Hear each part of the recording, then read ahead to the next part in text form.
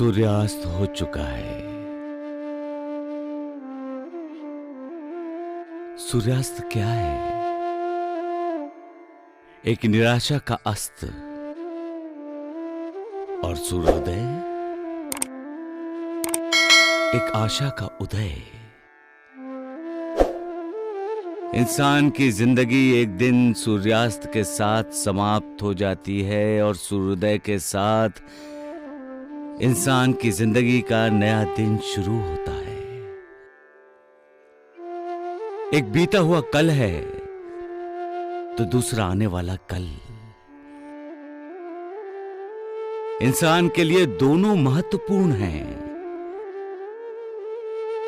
इंसान हमेशा भविष्य की तरफ देखकर वर्तमान में जीता है। आज में जीने वाले इंसान के लिए बीता हुआ कल भूतकाल होता है और जो आने वाला कल है वो भविष्यकाल। भविष्य पर ही तो इंसान की सारी आशाएं केंद्रित रहती हैं।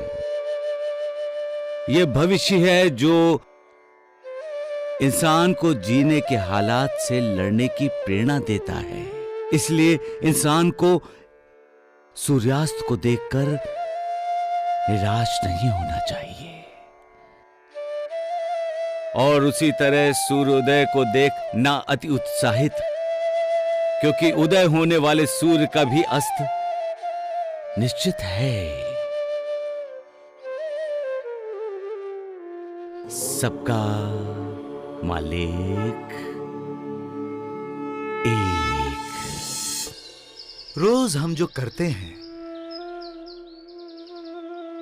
उसमें यदि कोई बदलाव हो जाता है तो इंसान उसे सहज स्वीकार नहीं करता। इंसान बेचैन हो जाता है। वो डर जाता है कि ये क्या हो रहा है, ये क्यों हो रहा है।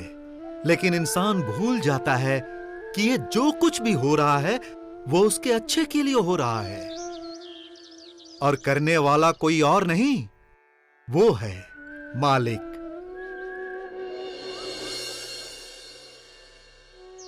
और खुद इंसान भी तो बदलता जाता है। बचपन से जवानी में और जवानी से बुढ़ापे में जब कदम रखता है, यह बदलाव नहीं तो और क्या है। ये तो साईं बाबा की तरह ही बोलता है। यह दुनिया भी पहले की तरह नहीं रहती, बदलती जाती है दुनिया।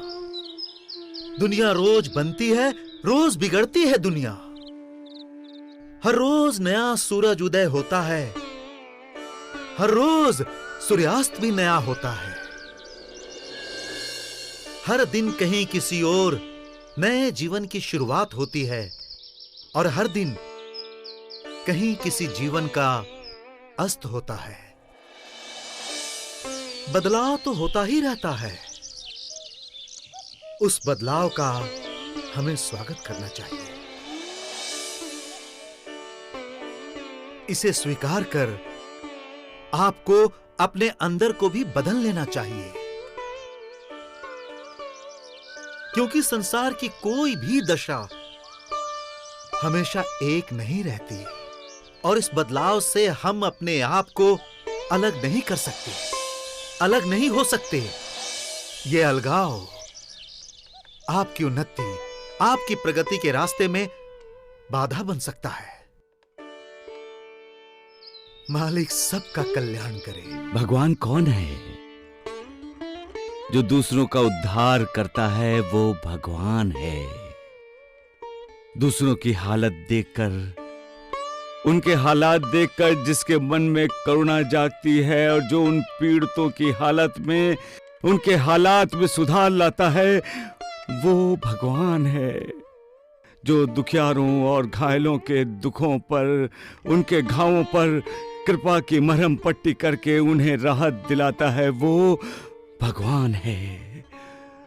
जो दूसरों के दुख खुद भोग कर उन्हें अपने पलड़े का सुख देता है, वो भगवान है। और जो हर हालात में दूसरों का साथ देता है, दूसरों के साथ होता है, उसके पीछे खड़ा होता है, वो भगवान है।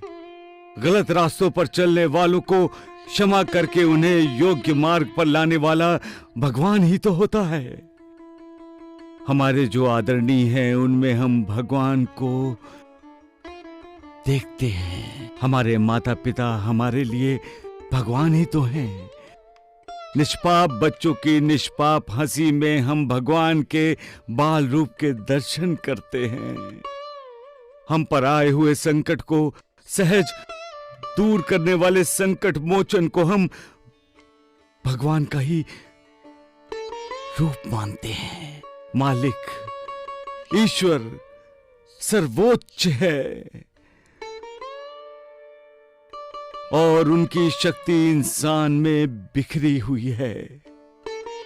भगवान हर किसी के दिल में रहता है, हर किसी के शरीर में निवास करता है, आत्मा बनकर।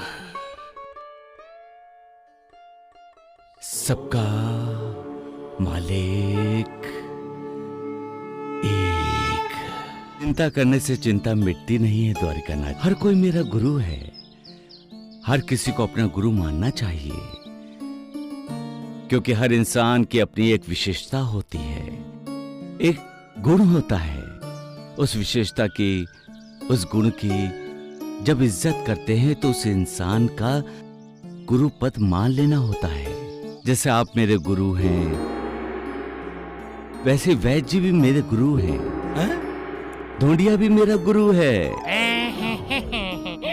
गुरु के बिना तो इंसान एक कदम भी आगे नहीं बढ़ सकता। गुरु के बिना न प्रगति है न उन्नति। अगर आप मेरे गुरु को शिरडी में लेकर आए हैं तो मुझे आपका स्वागत करना चाहिए, आपका धन्यवाद अदा करना चाहिए। क्योंकि आप तो मेरे शुभचिंतक हैं, मेरा भला चाहते हैं। लेकिन द्वारिकानाथ जी, आप अपना भला क्यों नहीं चाहते? ये ठीक नहीं है। क्या मतलब? आपको भी अपने गुरु के पास जाना चाहिए द्वारिकानाथ जी। उससे आपका कल्याण ही होगा। मन में उल्टे सीधे विचार नहीं आएंगे। आप किसी का बुरा भी नहीं चाहेंगे। नहीं वैद्य जी, मैंने तो ऐसे ही कह दिया। द्वारकानाथ जी तो मेरे लिए शुभचिंतक हैं। वो तो गुरु की खान हैं। मुझे लगता है कि आप दोनों के गुरु एक ही हैं। सबका मालिक एक।